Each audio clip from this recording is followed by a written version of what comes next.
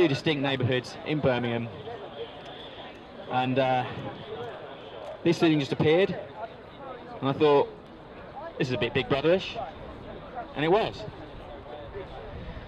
And I found out that it had all been paid for by counter-terrorism money, and it was the Home Office and MI5 spying on the Muslim communities of Birmingham. And it had nothing to do with community safety or crime reduction, which is the explanation local people were given when they asked, what the hell's going on?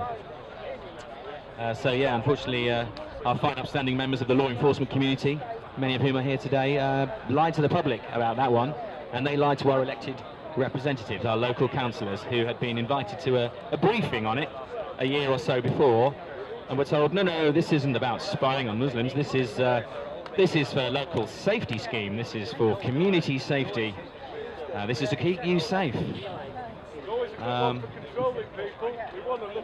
But that wasn't what it was about at all.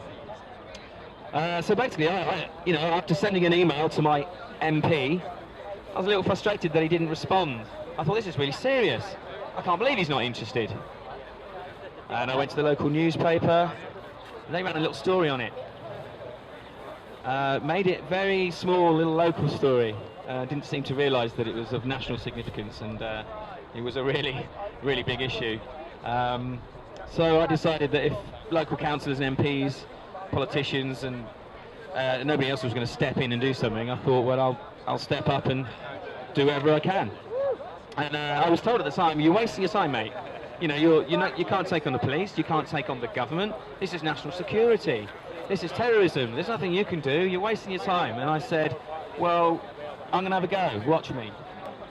And to cut a long story short, I blew the whistle, went to the media, got it in all the newspapers, TV, radio. It became an international story, the subject of several documentaries. 6 months later, the Chief Constable of West Midlands Police had to apologise to the people of Birmingham for mistakes that they had made. And thank you very much.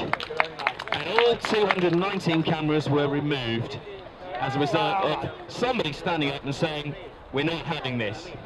So there are more examples of that sort of action being successful. So I just, when people say, what can you do? There's nothing you can do. And they shrug and they say, oh, yeah, and they become accepting. That's what we're meant to be. We're meant to just accept that this is the way it is now, and there's nothing you can do about it. But there is. There's a few points that I want to cover.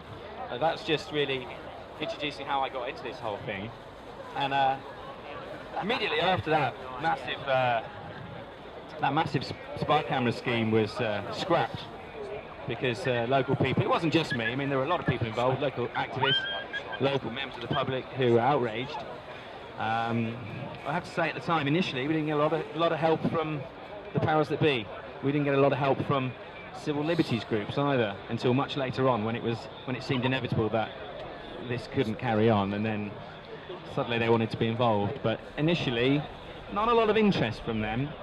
So this is about, going rogue, DIY, do it yourself, getting stuck in, stepping up and doing something.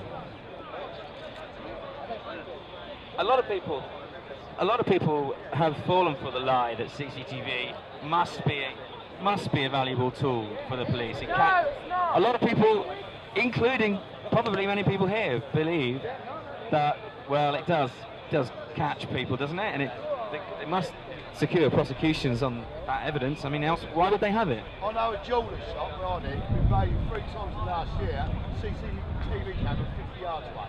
That was the cop. What does that tell you? Well, it's a very familiar story. What does that tell you, yeah? Just going to ask you some rhetorical questions here. Because we at No CCTV really we aim to help people just step back and question the faulty assumptions that have been drilled into us over the years, and question all of them, because CCTV as a crime fighting tool is at best a myth, and at worst, or more realistically, a downright lie. It's not what TV dramas say. Oh, it provides great content for TV, doesn't it?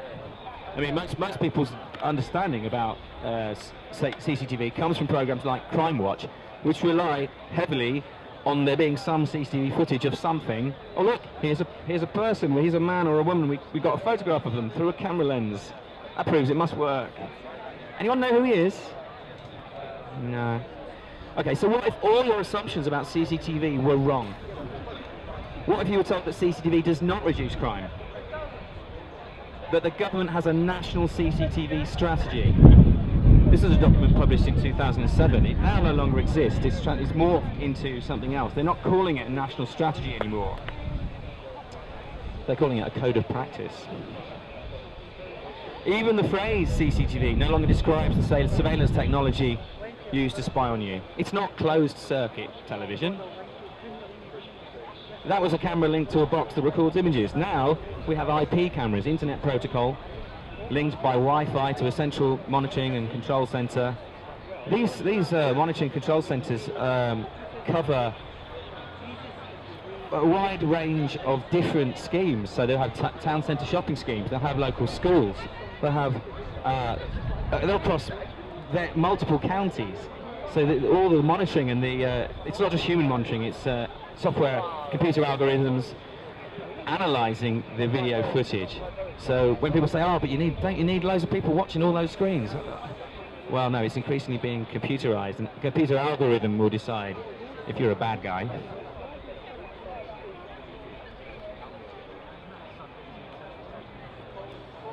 Sorry? Well, we're all suspects. Actually, there's been a massive shift in the presumption of innocence. That's been swept aside. Now it's a case of, well, we're constantly told this mantra, aren't we? Repeatedly, if you've got nothing to hide, then you've got nothing to fear.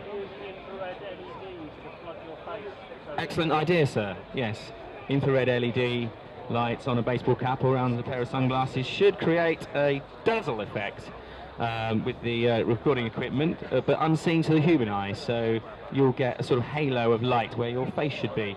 And that's something I'd like to test out. I've seen it done, and yes, excellent suggestion, sir. Okay, so, but what if CCTV doesn't help reduce, solve, deter, prosecute crime? Well, people still might say, well, you might catch the odd one, no harm in it. What if CCTV is not only, let me start again. CCTV is not the solution, but it's actually a large part of the problem. Cameras reduce trust and increase fear. They create a scene of crime, and it's a promise that eventually this spot